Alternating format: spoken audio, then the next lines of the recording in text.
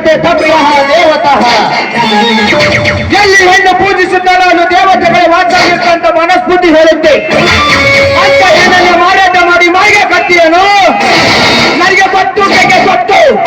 ಈ ಕಂಡವ್ರು ಹೆಣ್ಮಕ್ಳು ಮಾರಾಟ ಮಾಡೋ ಮೆಂಟ್ರಿ ನನ್ ಮಗ ಅಂತ ನನಗೆ ಚೆನ್ನಾಗಿ ಗೊತ್ತು. ಹೆಣ್ಣು ಮಕ್ಕಳನ್ನು ಮಾರಾಟ ಮಾಡಿ ಮಾರಿಗೆ ಕಟ್ತೀಯ ನಿನ್ನ ಪವಿತ್ರವಾದ ಕೋಟೆನ ರಕ್ತ ರಕ್ತದಿಂದ ಅಭಿಷೇಕ ಮಾಡ್ತೇನೆ.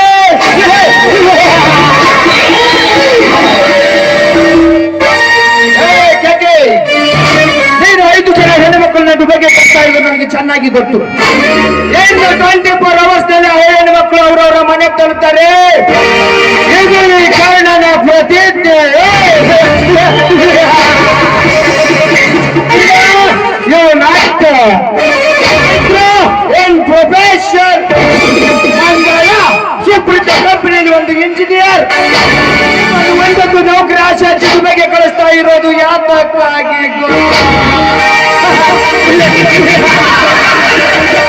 ನೀವು ನಿಮ್ಮ ತಂದೆ ತಾಯಿ ಎದುರುಕೊಂಡು ಸತ್ತು ಹೋಗ್ತಾರೆ, ಕಷ್ಟಪಟ್ಟು ಓದಿದ್ದಾರೆ ಅಂತ ಡಿಗ್ರಿ ಸರ್ಟಿಫಿಕೇಟ್ ತೆಗೆದುಕೊಂಡು ಬಂದ್ರು. ಕೆಲಸ ಒದಗಿಸಿಕೊಡುವ ಈ ನಮ್ಮ ಭಾರತ ಸರ್ಕಾರ ದುಬೈಗೆ ಹೋಗ್ತೀರಾ? ಹೋಗಿ ನಮ್ಮ ತಾಯಿ ನಾಡಿನ ಹೆಣ್ಣು ಮಕ್ಕಳನ್ನು ವಿದೇಶಕ್ಕೆ ಮಾಡ್ತಾ ಇರೋದಕ್ಕೆ ಚಂದ. ತಾಯಿ ಗಂಡ ಅನ್ಕೊಂಡಿದ್ದೀರಿ ಅನ್ಕೊಳ್ಳಿ, ನನ್ಗೇನಾಗ್ಬೇಕಾಗಿದೆ? ಇಂಥ ಕೇಕೆ ಅಂತ ರಾಜಕಾರಣಿಗಳಿಗೆ ಬೇಕು ಬೇಕು ಬೇಕು, ಎಲ್ಲ ಬೇಕು. ರಾಜಕಾರಣಿಗಳಿಗೆ ಓಡಾಡಕ್ಕೆ ಗುಡ್ಡದ ಕಾರ್ ಬೇಕು, ರಾಜ್ಯಕ್ಕೆ ಸರ್ಕಾರಿ ಬಂಗ್ಲೆ ಬೇಕು, ವಿದೇಶಿ ಪ್ರವಾಸಕ್ಕೆ ಸರ್ಕಾರಿ ದುಡ್ಡು ಬೇಕು, ಅಂತೆಗಾಲು ಇಕ್ಕೋ ಮಗುವಿಗೂ ಮೊಬೈಲ್ ಬೇಕು, ಗುಣವಿಲ್ಲದವನಿಗೂ ಗುಣವಂತೆ ಹೆಣ್ಣು ಬೇಕು, ಯುವಕರಿಗೆ ಲವ್ ಬೇಕು, ಯುವಕರಿಗೆ ಓದುವಾಗಲೇ ಲವ್ ಬೇಕು, ಗಂಡ ಇದ್ದರು ಹೆಣ್ಣಿಗೆ ಇನ್ನೊಬ್ಬಳು ಬೇಕು, ಹೆಂಡತಿ ಇದ್ದರು ಗಂಡಿಗೆ ಇನ್ನೊಬ್ಬಳು ಬೇಕು ಬೇಕು ಬೇಕು. ಊರು ಬಿಟ್ಟು ಮಾನಗೆಟ್ಟು ಮಾತು ಅಂತ ಪಟ್ಟ ಬೇಕು.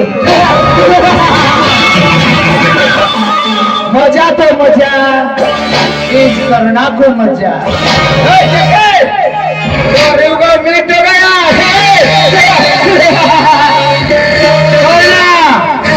करना योगದ करना ಕಲಿಯುಗದಲ್ಲಿ ಕಡೆ ನಾಯಕರ ಕೈಗೆಚ್ಚುವ ಕತ್ತರ್ನ करना.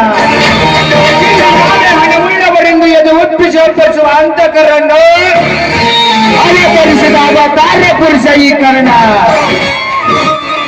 ಜಾತಕದಲ್ಲಿ ಶನಿ ಇದ್ರೂ ಪರವಾಗಿಲ್ಲ, ಶಕುನ ಇರಬಾರ್ದು.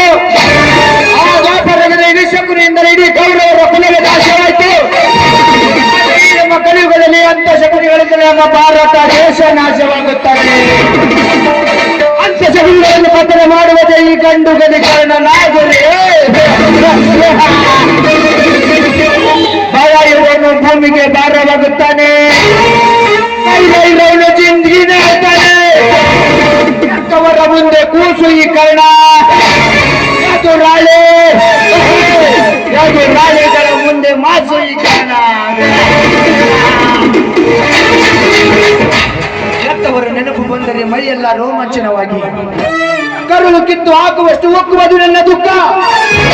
ಮಾತ ಪಿತರರ ಮಡಿಲಲ್ಲಿ ಮಲಗದನ್ನದ್ದು ದುಷ್ಟ ನಾನು. ಪಡೆದ ಕನ್ನಡಿಯ ಮುಂದೆ ನಿಂತು ನನ್ನ ಜನ್ಮದಾತರನ್ನು ಕೇಳಿದಂತಾಗಿದೆ ನನ್ನ ಜೀವನದ. ನಾನು ಚಿಕ್ಕವರಿದ್ದಾಗ ಸಾಕಿಸಿರುವುದು ನನ್ನ ಚಿಕ್ಕಪ್ಪ. ನನ್ನ ಜೀವನದ ರಹಸ್ಯವನ್ನೇ ಹೇಳ್ತಾ ಇಲ್ಲ.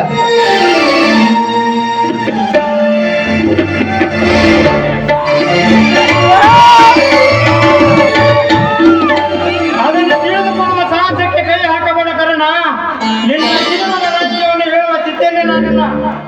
ಚಿಕ್ಕಪ್ಪ ಇಲ್ಲ, ನೀವೇನೇ ಹೇಳಿ ನನ್ನ ಜೀವನ